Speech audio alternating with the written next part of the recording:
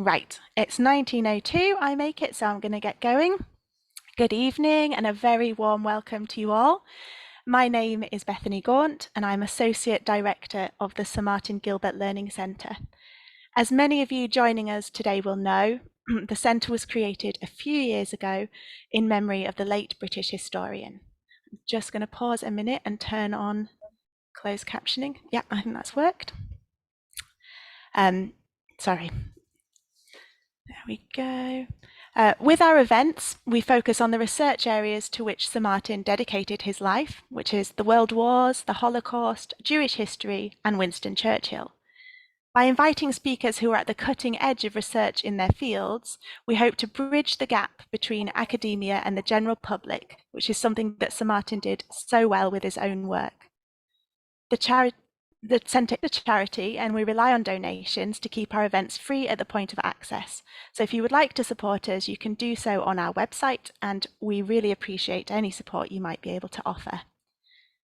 Those of you who are following the World Cup will know that we have some stiff competition tonight, especially for our UK-based crowd. So I'm really thrilled so many of you have joined us here tonight. We're here with Professor Bob Moore, and Bob is going to be talking about his book, Prisoners of War, Europe 1939 to 1956, which was published this year by Oxford University Press. He's kindly shared a discount code, which you should have received already, but I'll pop that in the chat. So you'll get 30% off when you order from OUP. And as I say, I'll pop that link in the chat in just a moment. Bob is Emeritus Professor of European History at the University of Sheffield. He's published very widely on both prisoners of war and the Nazi period. And tonight he's going to be doing a presentation for about 40 minutes, after which time I will pose your questions. Please, as always, message them to me directly or pop them in the general chat and we'll get to them in turn. But without further ado, Bob, thank you very much for joining us, and I will hand over to you. Thank you, Bethany. Good evening, ladies and gentlemen. Let me begin by trying to explain the title of the book and the title of this talk. Until perhaps 20 years ago, prisoners of war did not sit easily within the historical discipline. It was, on the one hand, neither entirely military history, nor was it really social history. And so this book was an attempt to summarize what historians across Europe have said so far about the concept, the idea, and the realities of being a prisoner of war.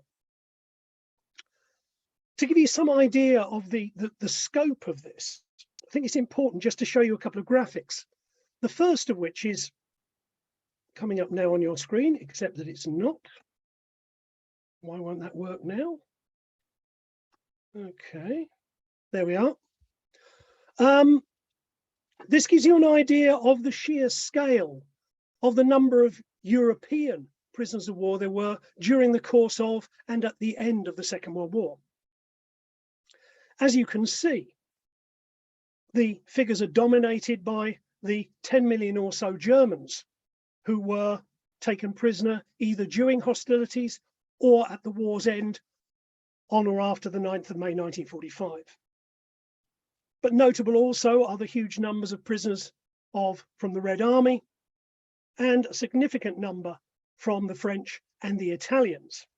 Now, there's two reasons for showing this graphic. One is to show you the sheer scale. This adds up to something like 20 million servicemen and women who were at some point or other prisoners of war, but also to show how minimal, or at least small, the British Imperial and indeed the United States proportion of those prisoners actually was. The story of prisoner of war in Europe during that conflict was very much one centered on the Eastern Front and on Western Europe from 1940 onwards. I hope I can show you this graphic in a slightly different form. And again, it shows you just in barcode discussions what those differences are. Now, obviously, I'm playing some games here because it's only the German army in 1945 that surrenders. But of course, the number of Italians involved, and they have a very specific trajectory too, is quite substantial. What I'm going to do this evening is to concentrate not perhaps on the more obvious topics related to prisoners, but to look at some of the more contentious issues that exist in this wider debate. I think the first thing to say is certainly for the French, the Germans, probably the Belgians and the Italians, becoming a prisoner of war as a serviceman was more likely than seeing frontline service itself. That may also apply to the Red Army, certainly in the period before 1944. So it's a huge experience for an enormous number of service personnel. Until relatively recently, there were a whole tranche of memoirs, and we can point to the ones by British and American POWs primarily in the Anglophone world, but all the analyses of those experiences were almost exclusively national. So there are books on British POWs, American POWs, Italian prisoners, Italian military internees, and so on and so forth.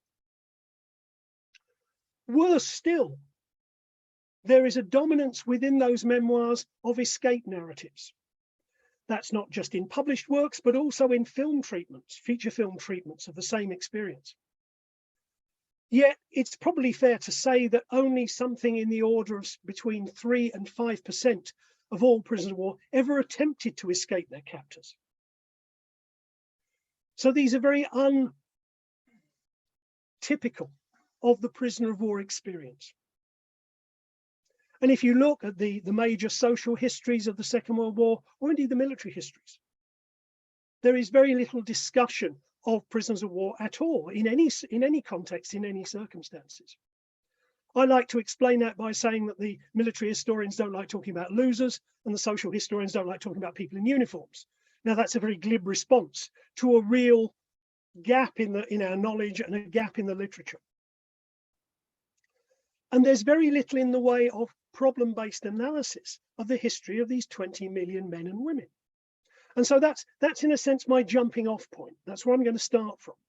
And then I'm going to talk about basically under these 5 headings. First of all, the Polish campaign of 1939, simply because, as it says there, it's the first test of the 1929 Geneva Convention as a means of regulating the taking and the holding of military prisoners. Then I'm going to talk a little bit, although not at great length, about the mass death of Soviet soldiers in German hands. The time frame there is 1941 to 1945, and indeed one can point to that as an entire period. But actually, the crucial phase there is in the first 6 or 7 months of Operation Barbarossa, from June 1941 until early 1942, when the Germans probably take something of the order of 2.5 million Russian prisoners. And in those 8 months, or by the end of those 8 months, some 2 million of them have already died. It's a colossal loss of life under any circumstances, and is certainly comparable, not in terms of the racial war that the Germans are fighting, or not much, but certainly in terms of its sheer scale. I want then to go on to talk about a very different problem, which is faced by every belligerent power. Namely, the trade-off between the economic imperatives of having to use prisoners of war as a labour force, on the one hand, a domestic labour force, and on the other hand, the fears that this engenders about fraternisation between local populations and those prisoners. Perhaps more marked in Germany because of the racial categorisation and segmentation of society, but equally apparent in other places, both in Britain and later, after the war is over, in France too. The last 2 topics are designed to give a greater understanding of the scope of the programme. The one is of women as prisoners of war, something which nobody really has spoken about. And yet they are very much a presence during the war and indeed at the end of the war, for reasons that I'll come back to and try and discuss in more detail. And then finally, if I get the chance, have enough space, to talk about the debates that have been engendered by the Allied treatment of German forces on and around the surrender in May 1945, and how the problems of dealing with so many prisoners was handled by Eisenhower and his generals as the war came to an end. Okay, so those are the 5 topics. Let me move on very quickly to the fate of the Polish army. As many of you will be aware, the war against Poland lasted a matter of 3 weeks, September, October 1939. The fate of the Polish military was effectively sealed by the intervention of the Soviet Union 2 weeks after the German attack, and Poland was effectively divided between those 2 powers. What that meant for the Polish army was that, for the most part, it was taken prisoner by one side or the other. Let's have a look, first of all, at what happened to the Poles in German hands. For the most part, ordinary Polish soldiers were brought to Germany as agricultural labourers. There was a pressing need in 1939 for Germany to get its own harvest in. The planning had not been sufficient. Mobilisation had taken in so many men that they were desperately short of agricultural labourers. This was something that POWs could be asked to do under the Terms of the Geneva Convention. In theory, at least, this is perfectly legitimate. What then happens is rather different. The Geneva Convention of 1939, insofar as it was adhered to by the Germans in this context, presupposed that both the warring states would actually still exist at the end of hostilities. But of course, by the time you get to the end of October 1939, the Germans say the Polish state no longer exists. Therefore, there is nobody to negotiate with. Therefore, these Poles no longer have a nationality. Poland is merely a geographical expression, and so on and so forth. This allowed the Germans to effectively say to all the Polish soldiers, you are now civilianized. They don't really have a choice in this matter. They are turned into civilians, demobilized, already had their arms taken away from them. They're demobilized and used as civilian labor, most of them inside the Reich and inside the appended territories, the Vaterland and Danzig, West Prussia, until the end of the war. So they remain an agricultural labor force working for the German economy. The exceptions here, as you might imagine, are the Jewish contingents within that Polish army, who are weeded out from their comrades even before they are sent into Germany proper. They are civilianized at an early stage and repatriated into the general government, where, by and large, they suffer the same fate as their families in the ghettos and later in the extermination centres. So in this particular instance, the Polish Jewish soldiers suffer a good deal more than their non-Jewish counterparts. The counter-argument to that, or the countervailing point about that is, as far as the officers were concerned, and there were some Polish Jewish officers, the Polish officers had nothing done to them whatsoever. They were left in, Polish officers were left in German officer camps, Oflags, throughout the war, more or less untouched. And that included the Jewish contingent amongst them. So unlike the ordinary soldiers, the officers were treated very differently. There is no obvious explanation for this, except that there is some class-based idea that the Wehrmacht were looking after their own in terms of officers. But it's a very dubious sort of distinction to make, and it's not entirely clear why that happened.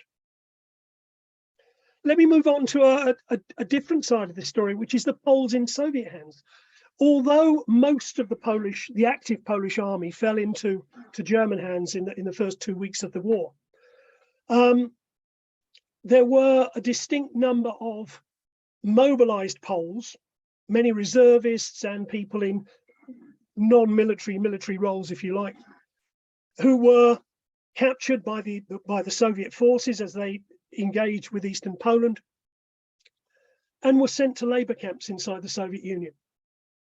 They were fairly poorly treated, but we have to remember that they're part of a much, much bigger process of mass Soviet depopulation of Eastern Poland. Something like 1.75 million Polish citizens are deported from Eastern Poland to beyond the Urals and into Siberia by the Stalin regime. So the prisoners of war in this context are only a small drop in the ocean in comparison. So they're part of a much bigger role, if you like.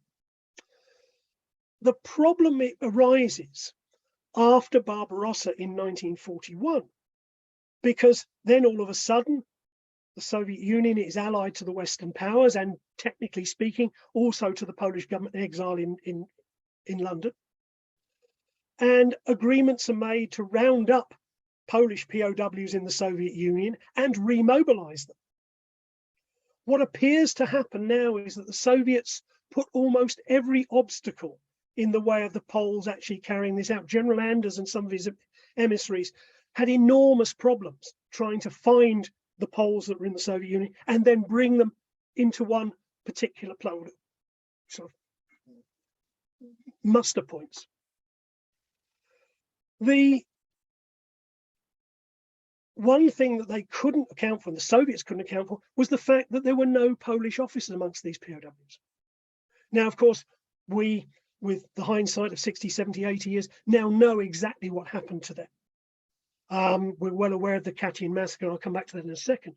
But the degree to which the Poles were remobilized, so these Poles become soldiers for a second time, but don't serve on the Eastern Front alongside the Red Army, but are eventually evacuated, as I've said there, to the Middle East through Palestine, and indeed later fight with distinction under British command in both North Africa and Italy.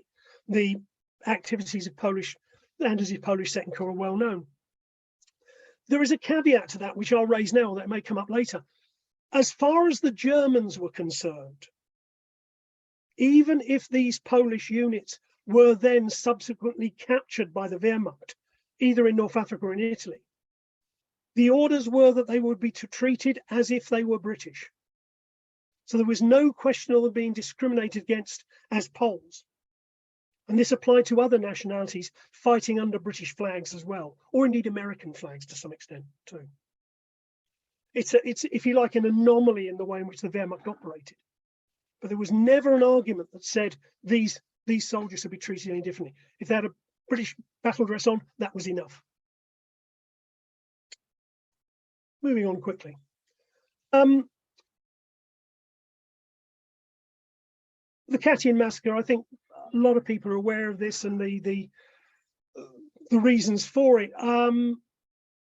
Looking at the detail of it, it seems quite clear that in the first instance, the NKVD, Laurenti Beria, and indeed Stalin himself thought there might be some mileage in converting the Polish officers to either to communism or to working with the Soviet state. Once that became unlikely or impossible, once it was deemed a failure, their execution was ordered, and the chances are they were eliminated soon thereafterwards. The details of that are fairly straightforward. And I suppose in one sense, the only thing to say is that fiction that this was a German war crime and not a Soviet war crime was only finally resolved by Mikhail Gorbachev in the early 1990s, when he finally admitted Soviet responsibility for that crime. But it hung on for a long time. There was memorialization, as we're probably aware of that, and so on and so forth. As I've said already, the remobilized Poles fought extensively in southern and western Europe and in North Africa, and were remobilized very successfully. There were perhaps initially about 40,000 of them coming out of the Soviet Union. They were augmented by others as time went on. Okay, moving on fairly rapidly. Let's talk about the economic imperatives that all captor powers face in this context. As you mobilize more men as soldiers, you have fewer men in the domestic sphere. Most countries had learnt from the experiences of the Great War not to try and mobilize men from factories, because your ability to produce armaments and essential materials dwindles very rapidly. So that disproportionately most of your recruitment, certainly amongst infantry soldiers, comes from the agricultural sectors. The only way to replace that labour in the longer term is to use prisoners that you take.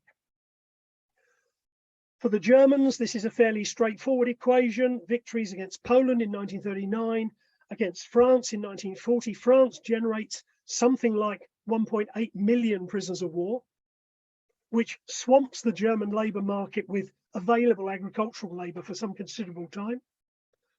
Interestingly enough, as far as Belgium is concerned, for I was going to say diplomatic, but partly historical reasons, only Francophone Belgians are interned. All the Flemish Belgians are sent home because the Flemings are perceived to be more in tune with a greater Germany. And likewise in the Netherlands, the entire Dutch army, although some had been captured in 1940, were all rapidly sent back to their homeland, and only a very, very few remained in German camps. But the argument was to maximize the utility of prisoners, but at the same time, that creates problems in its own right. If you have to guard them, that uses military capacity which you don't want to expend. What are the alternatives? Handing them over to civilians, farmers, later industrial concerns as well, who then have the responsibility of looking after and guarding these people. That's one problem because levels of treatment vary enormously from one place to another. But it also creates a much greater contact with civilians. And that becomes a problem in Germany as a racial issue, of ultimately of miscegenation between German women and Poles and Russians. Poles and Russians associating with German women were likely to be executed without any question. With the French and Belgians, they could only really be sent back to their camps. They were treated much more leniently than their Eastern European counterparts. But it's not exclusively a German problem. Britain, for example, has exactly the same problem by importing Italians after 1941. Billeting them on farms very rapidly, and all of a sudden there are Italians floating about in the domestic sphere. And there's all sorts of problems with this as an issue. The net result is that they are, or rather both the British and the Germans, have to deal with it in slightly different ways. There are poster campaigns. You can see there one there. Remember this, don't fraternize. There are pictures of atrocities. The picture on the left-hand side is of a woman effectively pilloried by her own community for having relations with a prisoner. And even in 1939, 1940, women could be sentenced to a number of years in jail if they were caught. The picture bottom right is a rather different one. It's not actually the correct picture of one, but what it is a picture of prisoners of war in Britain with land girls. And a picture very similar to that was put in the Illustrated London News in 1942, which then filtered its way to the troops in North Africa and caused absolute outrage.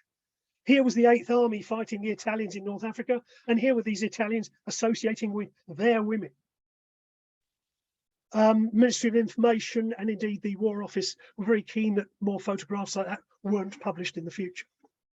But it's a perennial problem, and this of course went on even after the war was over, because Italians and Germans stayed in Britain and indeed in Western Europe long after the war had ended. But it's, if you like, it's one of the comparative aspects that you can put into this analysis, simply on the grounds that you can see that every captive power has exactly the same problems. How they deal with it, somewhat different, but these exist across the board. Same was true of the Italians before 1943, and so on and so forth. Moving rapidly on. I said already, the great crime associated with the Soviet prisoners in German hands is the sheer level of mortality they suffer. We can argue that the success of Operation Barbarossa led to these massive captures. POWs were held in what were called Sammerlager, collection camps, and Durchgangslager. These are transit camps in rear areas. Because of the sheer numbers, they were often little more than barbed wire enclosures. No sanitation, no food, no nothing. They were held there through the winter of 1941-1942. Now, you can imagine on the Eastern Front, conditions were not conducive to survival under any circumstances. We've all seen the newsrooms. And so there were mass deaths through a combination of factors. Starvation, maltreatment, out-and-out shootings were commonplace across the board. The filtration of Soviet prisoners to extract political commissars and their lower level politruks for special treatment by Himmler's SS was commonplace too. The weeding out of ordinary Jewish soldiers amongst the Red Army was also commonplace. This became a colossal crime in every sense of the word. It only began to be overridden in the autumn of 1941, when the Germans start to run into labour supply problems again. By this stage, they've already absorbed all the Frenchmen, but they're looking around for even more labour to deploy within the German economy. And so there are the beginnings of the preservation of the Soviet soldiers. These Soviet Untermenschen, which the Germans just didn't consider before then, start to be a useful resource. The Germans start to talk in 1942 about Aufpäppeln, feeding up these Soviet soldiers to try and keep some of them alive. But the sheer scale of it and the sheer horror of what took place in this first 9 months or year of the war is almost unbelievable. The difficulty is in trying to explain it. And I think here we have to look at a series of factors. It's not a straightforward explanation at all. First of all, prisoners of war were only one element in the much broader Nazi schemes for what was going to happen in Eastern Europe. The idea of that Eastern Empire, of huge population removals and settlement by German soldier settlers, was maybe looked far-fetched, but this was part and parcel of that program. Almost by definition, Soviet prisoners were at the bottom of the hierarchy when it came to food supply. And food supply, as we know on the Eastern Front, was desperately short. Now, that's not specifically targeting Soviet POWs, it's just the way the bureaucratic machine worked. The sheer scale of the victories meant that the level of organization just wasn't sufficient, and the planning wasn't sufficient, and the planners kept changing their minds. So there was no coherent policy or no direct responsibility for what was happening. It's difficult now to see that because most of the officers who were nominally in charge of this, or at least those who were captured after the war, took great pains to try and distance themselves from any responsibility. And it's very hard now to reconstruct exactly who knew what and who made which decisions. We can also point to the fact that the officers in charge of POWs on the ground tended to be the least well equipped to carry out these tasks. Some cases, they're superannuated officers who'd done their service even before the First World War. Or they were so militarily incompetent they had to be dumped somewhere, and this was one job they could do where they couldn't really screw up. So there is this idea that the officer corps that were used for POW matters weren't that strong anyway. We can point to the racially determined cultures that saw Russians as Untermenschen. Christian Gerlach has argued that there was a deliberate policy of starvation as part of what he called kalkulierte Mord, the idea of calculated deaths, to, in a sense, rid Eastern Europe of these surplus populations. That's difficult to substantiate in its entirety, and a lot of other historians have had a go at that rather extreme thesis, but it's there, it can be argued. And I've said there, the Red Army soldiers who did survive that first winter were saved not by a shift of humanitarian policies, but a realization of their potential to help the German war effort. Even then, most of those captured in that early first year of the war don't survive to the end of the war. The number of absolute survivors is almost nil. The Soviet soldiers who do survive are the ones taken later in the war, but of course their number dwindles as the tide of war turns. It's not a complete explanation, but it's probably as coherent as I can make it in the time I've got. Then we move on to something which is completely different, although it has overtones of this. Something which, when I started looking at this whole topic, I hadn't even considered. The idea of women as prisoners of war. And yet the photographs that you can see at the top of this screen show very clearly women in uniform. They are, in fact, captured women in uniform. In both cases, they're, I think both cases, they're actually Soviet women, because the Soviets did use women in frontline roles, not only in the infantry, but also in the Air Force as well. What does that mean for female Soviet prisoners of war? First of all, the Germans start to encounter women as prisoners from the beginning of Operation Barbarossa. The orders which the German armed forces have is that so-called Flintenweiber, which literally translates as gun women, but also was regarded, had overtones of assassins or snipers, were to be treated as partisans and shot on capture. So not even their uniforms would save them. And what we have and what we see are large-scale instances of rape, torture, and killings in the initial stages. If women actually survive the early weeks of capture, then they've got half a chance of survival. And increasingly, in the same way that Red Army soldiers, men, were being used by the German war effort, so women were sent to POW camps to carry out sanitary and welfare duties. They also ultimately get used for factory work as slave labor, and the ones who refuse end up in places like Ravensbrück. And there's strong documentation of what happens to them. If it couldn't get any worse, of course, it was worse for Jewish female prisoners who were invariably liquidated at the point of capture. There was no argument.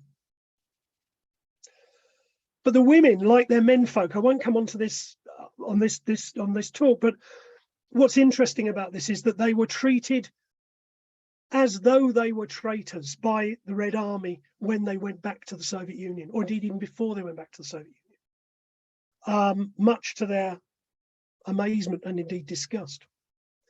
So what we have are a large number of women in combat roles being encountered by the Germans, and the Germans actually treat them, if anything, worse than their male counterparts. These are some, I mean, the fact they're not talked about at all is quite interesting, either in Soviet historiography or in German historiography. Yet the photograph archive in the Bundesarchiv, where most of these come from, are littered with these photographs. And obviously they were considered worthy of being photographed by German official military photographers. Okay, there are a large number of them, captured in many cases alongside their male counterparts, as you can see there.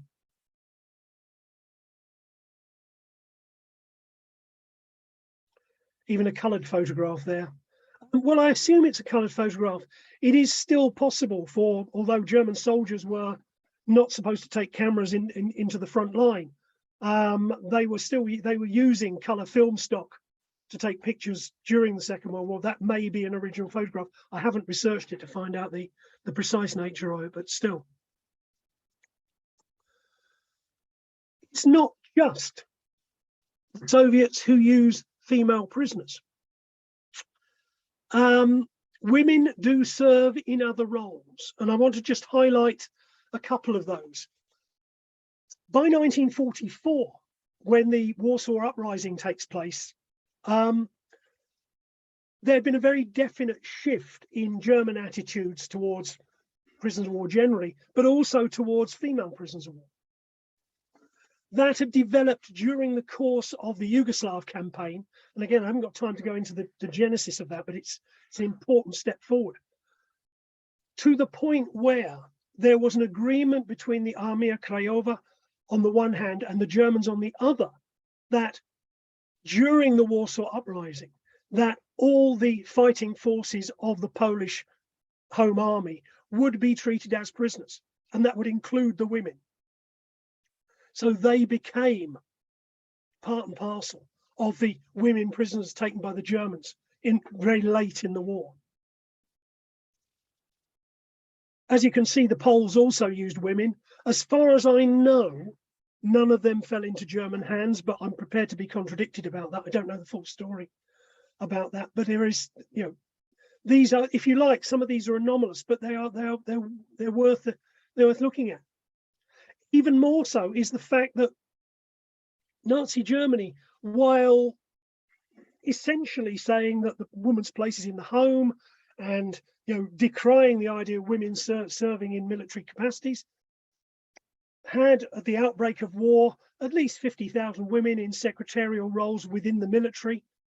By the end of the war in 1945, there are something like 500,000 women in uniform across all the services. It's a colossal number. Who are then encountered by the Red Army on the one hand and the Allied forces on the other. The picture you can see is of German women in a British camp sometime in the summer of 1945.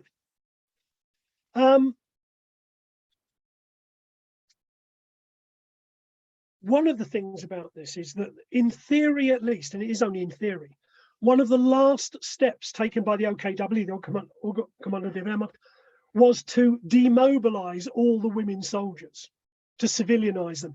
I think on around about 16th of April. So you see how late that is. But of course, that didn't have time to take effect. One of the last orders that Hitler signed was something even more remarkable, which was to sanction the recruitment of female fighting units, although never carried out. It was one of his last acts. So you can see the idea that even in extremis, even Nazi Germany was starting to build or to maximize the use of its female labor force. Certainly of these 500,000 women, great many of them were in the medical sphere, but most of the anti-aircraft batteries inside Germany were run by women by the end of the war, to give you some idea of how they were militarized and in what spheres they were militarized. Now, we've only got the tip of the iceberg of this story. There's lots more to say about this, but that'll be for other people to pick up and run with. But they are almost a forgotten element in all of this, in this whole story, but worth at least a moment of our attention. Last topic I just want to flag here, and this will be my probably my last screen, but this relates in a sense to the same problem, albeit for different reasons, which the Germans had in 1941 too. It's the same problem which the Allied forces encounter in 1945. Namely that in the collapse of Germany as it takes place between the Normandy landings on the one hand and the movement of the Red Army through Poland on the other, is that huge numbers of German soldiers fall into Allied hands. What do you do with all these people? You have some contingency plans for feeding civilian populations. The Soviets go their own way on this for obvious reasons. I don't want to talk too much about their policy, but in Western Europe, the Western powers were still committed to upholding the terms of the Geneva Convention, which says that prisoners of war should be fed in accordance with the same foodstuffs, same calorific values as their own base troops. Not necessarily fighting troops, but troops in barracks. There's a real problem there because that means you feed them better than the local civil populations. Now that clearly is unacceptable. Although that's effectively what happens until May of 1945. At that point of unconditional surrender, it's estimated that the British and the Americans alone, if you can include the French in that too, had responsibility for about 7.6 million German soldiers, mainly men, but as I've said, a substantial number of women as well. What do you do with them? Effectively, there was a sleight of hand take that took place. Because what happened was any soldiers captured on or after the 9th of May were not designated as prisoners of war, but as surrendered enemy personnel, that's the British definition, or disarmed enemy forces, that's the American one. The reason for this was straightforward. By altering the nomenclature, you didn't have to treat them as prisoners, you didn't have to feed them as well. That's not that you were going to starve them to death, but simply to be able to regularize the feeding system between the two systems. Now that created a mythology which was exploited by a Canadian journalist called James Back to produce a thesis that said, under Eisenhower's command, some million German soldiers starved to death in the Rhine meadow camps. Now, that's complete rubbish. There were elements of poor treatment, but they were very, very quickly remedied, which is a complete antithesis of what happens in the Soviet Union in 1941. And steps were rapidly put into place. But these were frictional problems. How the hell do you deal with all these people when you don't have the resources? And no amount of planning is going to solve them. What you do notice in the context of the post-war German soldiers, POWs, bear in mind that the last Germans are sent home from Western Europe only in 1948. But there was some fairly substantial mistreatment of Belgians, of German POWs that were handed over to the French. The Americans got rid of large sections of their POW population by handing them over to the French as sort of reparation, but as labour for rebuilding at the extremes of mine clearance on the beaches, but also very, very many other things.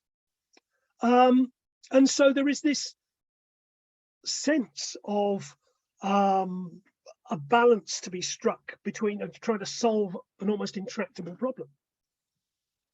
Another anomaly here is that it's the SEPs and DEFs who are largely demobilized and sent home at a very early stage, whereas the prisoners taken earlier in the war, who are still POWs, are kept as prisoners and used in the post-war era. So, for example, the Germans who'd been sent to Canada by the British between 1941 and 1944 are brought back to Britain initially, and they're thinking they're going to be repatriated home in 1945. But they're not. They're put to work in Britain until 1947, or in some cases handed over to the French, the Belgians, or the Dutch as labour. So the ones who'd had the longest captivity often spent the longest in post-war captivity as well.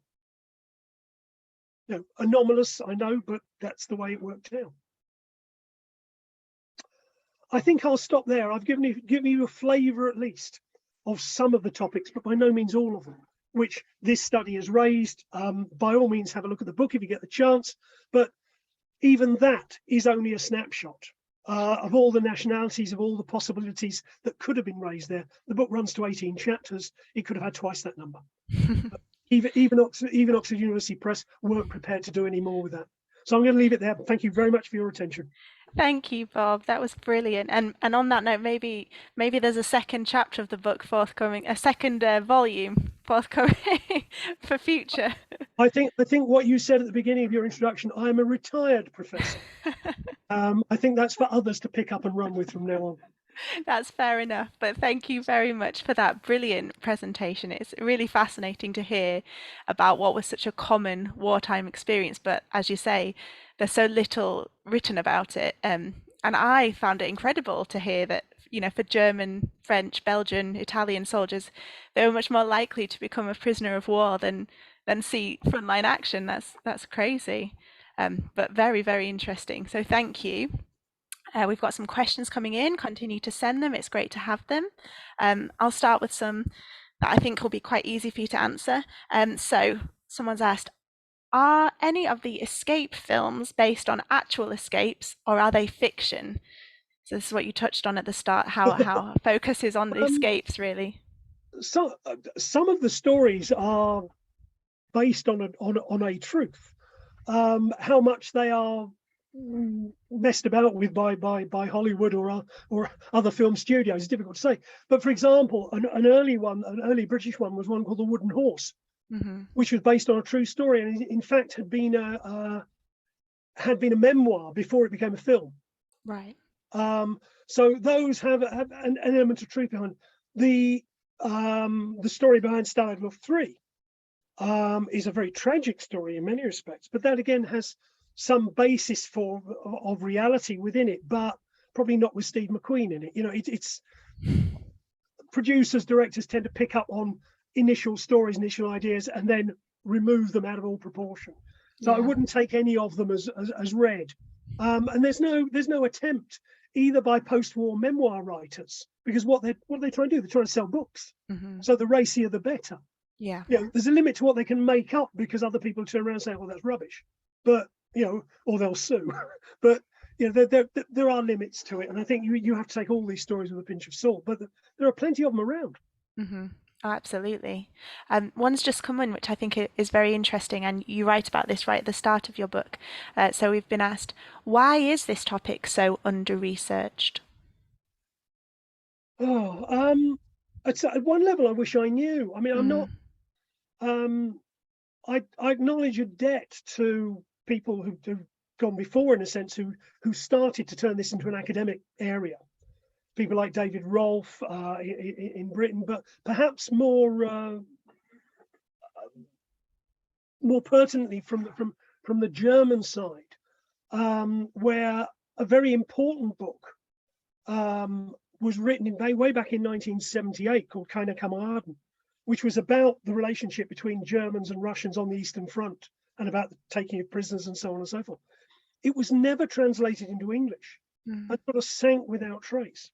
I think where the Eastern Front stuff started to kick in was in the 1980s, when German historians started to look in more detail at their own historical past and their own military history, and that had overtones into what was called the historical strike on the one hand, and a great many political debates about the relativization of Nazi Germany and Stalin's Russia. And so that picked up. So there were a whole series of huge tomes written about that whole topic at that point. So in a sense, it was the Germans who led the way in turning the study of POWs into an academic discipline in its own right. Hmm. Elsewhere, less so, and it's quite difficult really to see much going on. Really, not in the British context much. Not much in the Italian literature. One or two books, but nothing substantial beyond sort of factual narratives. Hmm. This is where people were, this is what they did, and so on and so forth. But trying to analyze the background to it's more difficult. Yeah. So the answer is I don't know. I've Yeah. tried it. I can see how it works in historiography, but what? Hmm. You know, It's very interesting. Um, Someone's asked, what was the reason for the time span of your book? So 1939 to 1956. it's designed. I mean, okay, it's meant to be provocative, but it's designed to show that, as far as the war in Europe is concerned, the last prisoners of war don't return from the from the Soviet camps until 1956. It's part of Hmm. that Ostpolitik deal that gets the last of what the Soviets call German war criminals back Hmm. in. But that still leaves something like 1 million German soldiers unaccounted for. Wow. And when those last prisoners arrive at Friedland to go into Western Germany, there are thousands of women there still standing there, sort of 9-10 years after the war's over, with placards asking for information about their loved ones whom they haven't heard of since 1944. Yeah. No, it's incredibly difficult, and part of that's created by German politicians. That unknowing is created by German politicians, but it's a huge problem. I would also add that my favourite story, which comes right at the end of the book, the last prisoner of war to be returned home, is a guy called András Toma, who's Hungarian, who is captured by the Red Army in 1944 and ends up in a Soviet POW camp and is sent to a hospital just at the moment when his POW camp is liquidated and all the POWs are sent home. because he was taken off the roll to be sent to the hospital, he was never accounted for. And so he stays in the hospital. Mm-hmm. They don't understand a word he says because he only speaks Hungarian. And he's just stuck there. And he stays there for the next 50 years. Wow. He's discovered by a Slovak linguist who goes into this hospital, by which time it's actually an asylum, it's a mental institution. And he goes in there because he's researching voice patterns. And he comes across this guy and says, he's a Hungarian. And at that point, only at that point, did they discover who he was. He reports it back, said they've got this Hungarian, and the rest of it. And he finally gets to go home. And he lives for about another 18 months with his sister. But he's not the Japanese sniper in the jungle. He's actually a prisoner of war who spent all that time institutionalized in the Soviet Union. That's incredible. Yeah. So 1956 is the official end point. Mm-hmm. Of course, it does go on, and there are still floating around. There are plenty of escaped prisoners of war who never reappear. Mm-hmm. There's something like 200 British personnel who disappear into the Italian countryside. Nobody sees them again. Yeah. But it's known that they just established new lives for themselves in Italian villages. But theoretically, they're still missing. Mm-hmm. That's fascinating. Thank you. Somebody has asked, how many British prisoners of war made home runs from Colditz Castle? I don't know the answer to that. First of all, it depends what your definition of British is, said he. Mm-hmm. Enormously, because there's a difference between British and British Imperial, which of course that includes the Canadians, the Australians, and so on and so forth. I don't know. The numbers are very, very small. Mm-hmm. Because the British are not well equipped to escape through occupied Europe. Their language capability has to be very good. Because even if they don't have to speak German, they can speak another language, but it has to be good. Because that's the only way they can pass themselves off as forced labourers or volunteer labourers or whatever. And that makes life very difficult because they can't interact with local populations. They're in trouble. The number of home runs of evaders, people who end up, for example, aircrew, who end up in occupied Western Europe and then are spirited out again, that's much larger. Mm-hmm. But the number who escape from fairly well guarded officer camps, very, very small. And even smaller numbers successfully. Yeah. Rogers said something which chimes with what you and I were talking about just before we started this conversation tonight, which was about the interaction between prisoners of war and the local populations. So Roger says, Bert Troutman, who played for Manchester United, worked on a farm just outside the town where I live and married a local girl. He said he did not receive any hostility from the population. And I think, if I'm right, that's not unusual, would you say? Well, in some places. Troutman is unusual. And I say that with he's captured in Normandy in 1944. And he's actually an SS paratrooper, mm-hmm. which should have meant more than it did, because what happened was that he gets filtered into the post-war labour in Britain. And he starts off, he's in Cumbria and he's spotted by somebody in Cumbria playing in some local football match. And then he gets talent spotted by St Helens Town. Uh-huh. And only later does he get picked up by a league club. Now, he's very famous for what he did thereafter. And because he was such a good goalkeeper, his past is sort of forgotten. Conveniently. Conveniently forgotten. But not many people with SS tattoos got away with that. Let's put it that way. Yeah, it would have, in Russia, that would have been a death sentence. Mm-hmm. And in a lot of other places, that would have made a big difference to their treatment. Yeah. So he's probably unusual in that regard, but yeah, I'm aware of the story and why it happens. Yeah.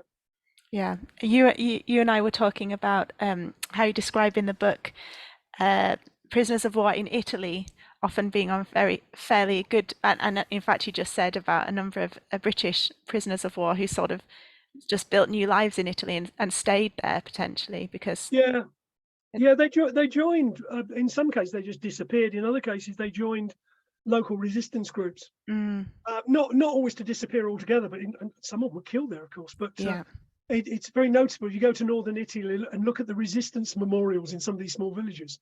They have lists of locals, and then added onto them there are a couple of Serbs and maybe an Englishman and a couple of other nationalities as well, who just organise themselves in order to carry out. Italy's difficult because obviously Italy changes sides effectively in 1943. Northern Italy gets overrun by the Germans. There is a sense, a cultural sense in Britain certainly, and it's echoed by the politicians, that says the Italians aren't really that committed to fascism and they're not really that dangerous. You know, they're quite happy being agricultural labourers. I mean, I'm misquoting Churchill here, but this idea that you couldn't really take them seriously. Now, in one sense, that was wrong, because the War Office certainly reported back on the Italians of saying they're perfectly good fighting men. They're just as good as the Germans in North Africa. Their problem is being let down by the leadership. The officer corps aren't up to scratch, largely because their positions are dictated by their politics and not by their abilities. So it's more a failing of the Italian officer corps than anything else. So there was this sense that the Italians were, in some respects, a target for making fun of. Yeah. But then again, they were certainly regarded as more amenable than the Germans in a British context. Not by everybody. There's plenty of abuse thrown at them at different moments, and there are even some riots. But you know, there is a sense in which they're not considered to be the real enemy. Yeah. Okay. Thank you. Looking at the time, I think we've got time for one last question. A really interesting one's come in on the private chat. So Eugene has asked, how much of the treatment of prisoners of wars was a consequence of or proportional to the perceived treatment of one's own people or forces captured by the other side? The great example of reciprocity. Yes. Yes. I think there are two answers to this question, so I'll do it very briefly. On the Western side, I think there is a lot to be said for that argument. There was never a sense in which either side deviated much from the terms of the Geneva Convention. There are exceptions for that. The shackling crisis in 1942-3 is an example where Churchill and Hitler get involved directly in shackling prisoners because of perceived wrongs done to prisoners taken by the other side. But that again is reciprocal. That's why it emerges in that form. So I think there's a lot to be said for that. Of course, what happens when the other side no longer exists? Poland, for example, the Italians to some extent as well, because the theory about where the Geneva Convention no longer applies. Now, there is a trade-off here. Is it the convention and people abiding by the convention, or is it just reciprocity? I would incline to the view that there is a token gesture towards the Geneva Convention, but when it comes down to it, as long as they don't do it to our lot, we won't do it to them. And there were constant debates about this. I'll give you another example. The British send all their German prisoners to Canada from 1940 onwards to get them out of the way. But hang on a second, you're not allowed to take prisoners outside the theatre of war in which they're captured. But that's 3,000 miles away. But that doesn't apply because the Germans constantly say, we are treating the British Empire as a single entity. So it's all one big theatre. So they didn't make any fuss about it. And you think, well, you know, at that point, again, it's reciprocal. But they are worried because the British say, if we send the Germans to Canada, will the Germans send our prisoners to, and I use the quote now, unpleasant places in Poland? Yeah, and it was that sort of idea. So I think reciprocity plays a huge role in that. Where it doesn't work is on the Eastern Front, because there is no reciprocity. It is a total war. It's a war of annihilation, and so the taking of prisoners is, you know, a very different matter. And also, I suppose to reiterate, it's an area which is very, very difficult to research. A man who holds up his hands and surrenders is not a prisoner of war until he has been formally registered. Yes. Now, that might take a few hours, it might take a couple of weeks. In the meantime, what happens to him is at the whim of his captors. And nobody has ever been able to legislate for that gap. And so there's a whole grey area there which you can sort of investigate through testimonies, but it's very hard. Mm. And there are going to be lots of men who surrender who are never taken prisoner because they're annihilated by their enemies. Yeah. And so there's a big gap to me. I don't think it ever will be filled. It's too difficult to get into. But you can see the problems of interpretation, understanding exactly how that works. People who have fought in the front line, who have been in those situations, would be able to tell you a lot more about it, Mm-hmm. but only in the context of their own experiences and not. Yeah. There we are. Yeah, it does sound like there's lots more research. There's lots more space for research in this area. I mean, lots more to find out. Before I let you go, thank you very much, first of all. But You're I welcome. know our listeners really like it if there are any suggestions for further reading they could do on this area. Obviously, there is your excellent book. I very much enjoyed reading it, and we've got the voucher code for that. But are there any other books you'd recommend? I think from the point of view of giving well, we talked about Colditz earlier on. There is a book by Paul Mackenzie called The Colditz Myth, which was published about 10, 15 years ago now. So it'll be in the secondhand book trade as well. Paul went to great lengths to point out exactly what the problem was with Allied POW stories, that it's not all about escapes. And it's a lot more about, what he was looking at was the interreactions and the social history of the camp and other camps as well. That the idea there was this myth of escape is, just not to be thought of. It's a very good book. It's well written. It's very carefully researched. And for the sort of things that I've not been talking about this evening, it's probably the best source available. Brilliant. So I think start there.